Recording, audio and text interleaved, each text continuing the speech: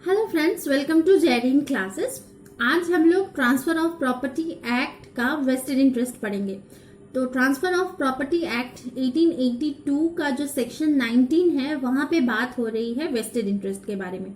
Vested interest, contingent interest, ये कुछ ऐसे टॉपिक्स है जो कि बहुत ज्यादा इंपॉर्टेंट है और वो कितना इंपॉर्टेंट है आप लोग खुद भी समझ सकते हैं। कोई भी प्रीवियस ईयर एग्जामिनेशन का क्वेश्चन देख लीजिए, उठा लीजिए, वो सारे एग्जाम में ही आपको वेस्टेड इंटरेस्ट या कंटिजेंट इंटरेस्ट से क्वेश्चन मिलेंगे ही मिलेंगे। तो इससे आप लोग समझ सकते हैं कि कितना ज्यादा इंपॉर्टेंट है इस टॉपिक को समझना। तो चलिए शुरू करते हैं। तो सेक्शन 19 टीपी एक्ट का बात करता है वेस्टेड इंटरेस्ट के बारे में। तो ट्रांसफर ऑफ प्रॉपर्टी बेसिकली क्या होता है, किससे क्या उसमें क्या इन्वॉल्व है, प्रॉपर्टी का ट्रांसफर होना, ये बेसिक सा चीज है ना। ट्रांसफर ऑफ प्रॉपर्टी मतलब प्रॉपर्टी का ट्रांसफर होगा इसमें। अब जब इसको क्वांटिटी के तौर पर देखेंगे, क्वांटम या क्वांटिटी के पॉइंट ऑफ व्यू से जब हम लोग देखेंगे तो इसको दो तरीके से देखा जा सकता है। क्या है, इंटरेस्ट जो है इसमें यानी कनेक्शन जो है प्रॉपर्टी के साथ वो कैसा होगा, आइदर एब्सोल्यूट होगा या पार्शियल होगा। एब्सोल्यूट यानी पूरा का होगा या पार्शियल कुछ हिस्से का होगा। ठीक है, ये अगर पॉइंट ऑफ व्यू किससे देखा जाए, क्वांटिटी से। और अगर टाइम ऑफ एक्रूइंग के पॉइंट ऑफ व्यू से देखा जाए तो जो इंटरेस्ट है वो दो तरह का हो सकता है, वेस्टेड इंटरेस्ट और कंटिजेंट इंटरेस्ट। ये किसके पॉइंट ऑफ व्यू से, टाइम ऑफ एक्रूइंग कि कब से हो रहा है। तो वेस्टेड इंटरेस्ट भी वही है। वेस्टेड इंटरेस्ट में हम लोगों का लिखा हुआ है, देखिए, where on a transfer of property and interest there on is created in favour of a person without specifying the time when it is to take effect. बिना टाइम को स्पेसिफाई करते हुए कि कब ये इफेक्ट में आएगा। अगर ट्रांसफर हो रहा है प्रॉपर्टी का, किसके फेवर में, ट्रांसफरी के फेवर में, और इन टर्म्स, या तो उसमें टाइम स्पेसिफाई नहीं करेंगे या फिर in terms specifying that is to take effect forthwith और on the happening of an event which must happen, या कुछ ऐसे इवेंट को लेकर मेंशन हो जाएगा, उसमें मेंशनिंग रहेगा जो कि फ्यूचर में होना बहुत ही अनिवार्य है। जैसे किसी इंसान का बड़ा होना, वो ग्रेजुअली बड़ा होगा, कोई भी इंसान छोटा नहीं होगा, मस्ट इवेंट है। कोई इंसान का डेथ कब होगा ये नहीं पता, लेकिन डेथ मैंडेटरी है, होना ही होना है हर इंसान का। या फिर कोई सपोज कोई डेट दे दिए कि अभी सपोज 2020 चल रहा है, 2020 के बाद ऑब्वियसली 21, 22 इस तरह से आएगा, ये कभी भी रिवर्स नहीं जाएगा, 2016 वापस नहीं आएगा, है ना। तो कुछ जो सर्टेन है, होना ही होना है, वैसे इवेंट को, वैसे टाइम को अगर या वैसे इवेंट को फिक्स कर देते हैं तो वो चलेगा वेस्टेड इंटरेस्ट में। तभी जो इंटरेस्ट है इन ट्रांसफरी का वो वेस्टेड ही रहेगा। Such interest is vested unless a contrary intention appears from the terms of the transfer. जब तक कि एक कॉन्ट्रैरी इंटेंशन झलक उसमें ना नजर आए, किसी तरह का कॉन्ट्रैरी इंटेंशन ना समझ में आ रहा हो अगर ट्रांसफरर का, तब इसको वेस्टेड इंटरेस्ट ही मानेंगे। वेस्टेड यानी तुरंत इमीडिएट ट्रांसफर। ठीक है, अब इसमें कुछ चीजें हैं, एसेंशियल इंग्रेडिएंट्स होता है वेस्टेड इंटरेस्ट का। क्या है, 3 है। No time has been specified as to when it is to take effect. ठीक है, कोई टाइम स्पेसिफाई अगर नहीं किया है कि हाँ सपोज ट्रांसफर हो रहा है, सपोज मैं अपना ये पेंसिल ट्रांसफर कर रही हूँ आपको कि आज से ये आपका, या फिर आज से भी नहीं, कि मैंने अपना जो ये पेंसिल है वो ट्रांसफर कर दिया आपको। इसमें टाइम कुछ लिखा नहीं है, तो इसका हम लोग इससे ये इन्फरेंस निकाल सकते हैं कि जो ये ट्रांसफर हो रहा है प्रॉपर्टी, ये वेस्टेड है, पूरी तरीके से आपके पास जा रहा है, किसी तरह का टर्म्स एंड कंडीशंस इसमें मैंने इम्प्लाई नहीं किया है। ये सबसे पहला इंग्रेडिएंट है। दूसरा इंग्रेडिएंट क्या हो सकता है, it is specified that it shall take effect immediately. अब जैसे ट्रांसफर करेंगे आप आके मेरे से ले सकते हैं, बिल्कुल आपका इस पर अधिकार हो जाएगा। ठीक है, तुरंत, इमीडिएटली। और थर्ड है, it is to take effect upon the happening of an event which must happen. या फिर मैं ये बोलूं कि ये पेंसिल मैं आपको तभी दूंगी जब, आज अगर डेट है सपोज 28 है, जब मैं बोलूंगी कि ये आपको 30 को मिलेगी, 30 के सुबह को मिलेगी। तो ऐसा तो नहीं है कि 30 किसी हाल में आएगा नहीं, जरूर से 30 नंबर डेट जो है वो आएगा। तो 30 सुबह को आप आके मतलब तब तक क्या हो रहा है, आपको इंजॉयमेंट जो है आप उस तक ले नहीं सकते, मतलब यूज नहीं कर रहे हैं 30 के सुबह से पहले, लेकिन वेस्टेड इंटरेस्ट है, जब भी आ जाएगा वो पूरी तरह से आपका ही है। हाँ, ये इसको कोई डिनाई नहीं कर सकता है कि 30 का सुबह आएगा नहीं। तो ये एग्जाम्पल देके मैंने आप लोगों को समझाया कि ये होता क्या है वेस्टेड इंटरेस्ट।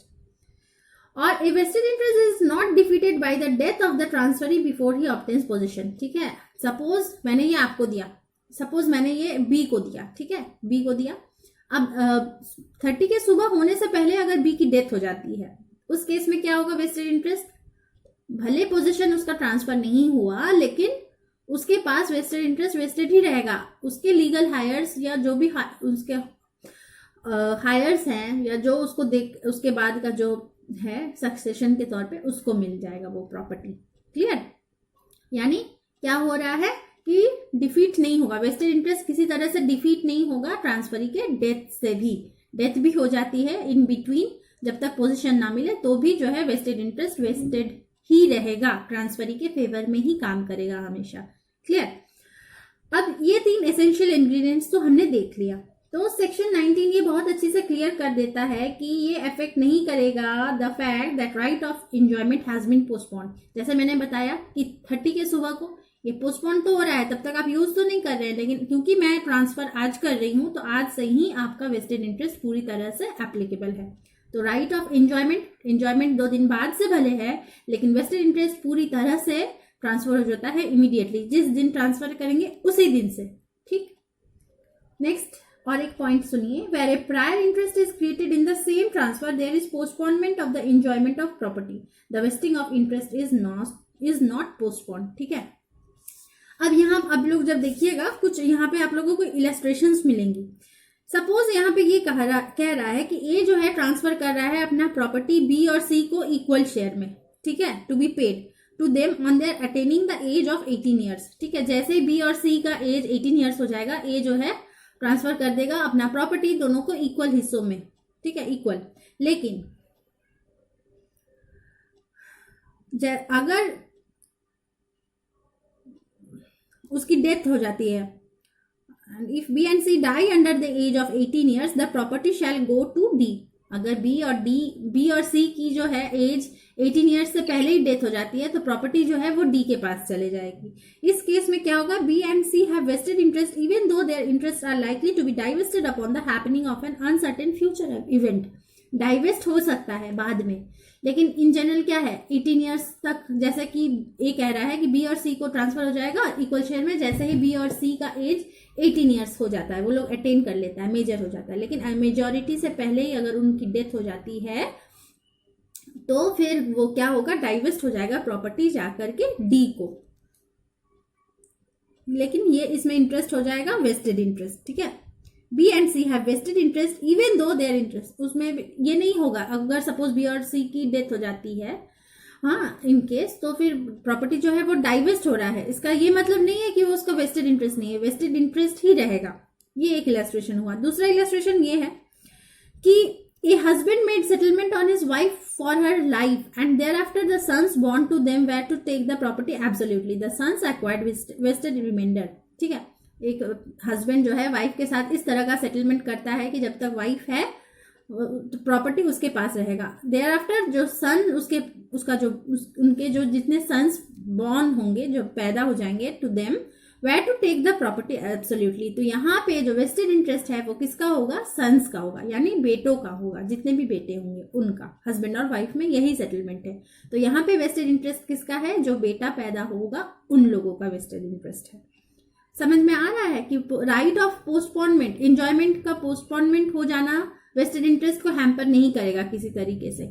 या अगर वो लोग इस तरह का सेटलमेंट करते हैं कि अभी उसके बीच में कुछ इस तरह का है कि प्रॉपर्टी डाइवेस्ट हो जाएगा, लेकिन डाइवेस्ट होने का ये मतलब नहीं है कि वेस्टेड इंटरेस्ट नहीं है। जैसे मैंने अभी बताया बी और सी का 18 ईयर्स से पहले अगर डेथ हो जाता है तो फिर वो डाइवेस्ट होकर डी के पास चला जाएगा। लेकिन ये बी और सी अगर 18 ईयर्स अटेन कर लेता है एज, जो कि बहुत ऑब्वियस है, कर ही लेना है, मतलब इन जनरल यही एक्सपेक्टेशन होता है, ये सोच के कोई देता नहीं है। अनटिल सपोज ये अगर पता चल जाता है ए को पहले से कि बी और सी को बहुत गंभीर बीमारी है, वो किसी हाल में भी नहीं जी सकते हैं, और उस समय अगर वो उस तरह का उस तरह का ट्रांसफर एग्रीमेंट बनाता है कि हाँ इन लोगों का 18 ईयर्स हो जाए, तब वो क्या है, कॉन्ट्रेरी इंटेंशन यहाँ अपियर हो रहा है कि इन लोगों का बचने का उम्मीद नहीं है, फिर भी ट्रांसफर कर रहे हैं, तो वो वेस्टेड इंटरेस्ट नहीं होगा। लेकिन जब नॉर्मल सब कुछ फंक्शनिंग हो रहा है उस समय इस तरह का कॉन्ट्रैक्ट बनाना, उसको वेस्टेड इंटरेस्ट होगा बी और सी का। ठीक है, वेस्टेड इंटरेस्ट समझ में आ गया।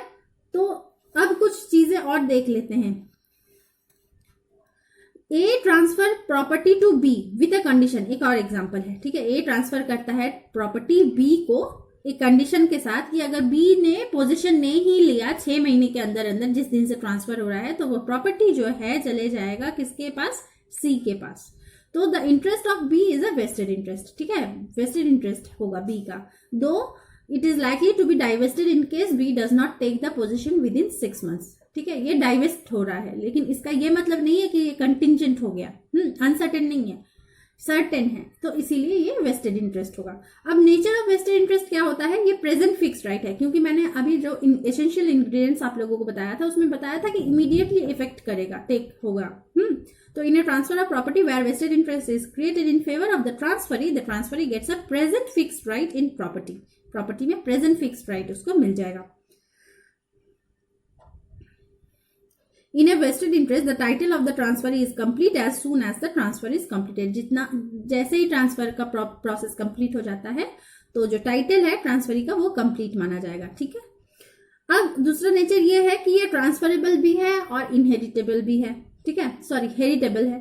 ट्रांसफरेबल और हेरिटेबल इंटरेस्ट है, ट्रांसफर भी कर सकते हैं वेस्टेड इंटरेस्ट को और हेरिट भी होता है। जैसे मैंने अभी बताया कि सपोज उनकी डेथ हो जाती है तो भी बी और सी ही वेस्टेड इंटरेस्ट रहेंगे, जहां पे 18 ईयर्स वाले एग्जाम्पल मैंने अभी दिया, तो बी और सी का हेरिटेबल है, तो उसके बाद उनके जो भी फैमिली में होंगे उनको वो हेरिट हो जाएगा वो राइट, वो प्रॉपर्टी, ठीक है। इसीलिए ये वेस्टेड इंटरेस्ट जो है एब्सोल्यूट है, कंप्लीट है, तो ये हेरिटेबल भी है और ट्रांसफरेबल भी है।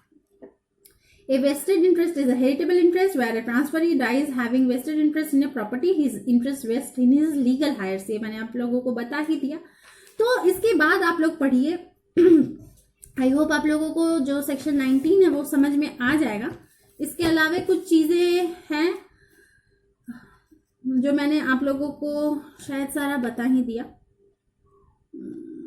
हाँ, सेक्शन 19 मैंने आप लोगों को समझा दिया है, जिसमें कि वेस्टेड इंटरेस्ट मैंने सारी चीजें को एग्जाम्पल के थ्रू समझाया है।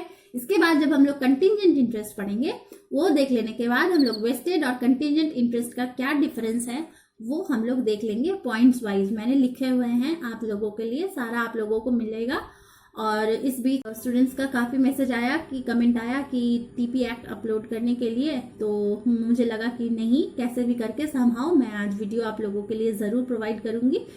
और इस तरह से अपना सपोर्ट बनाए रखिए।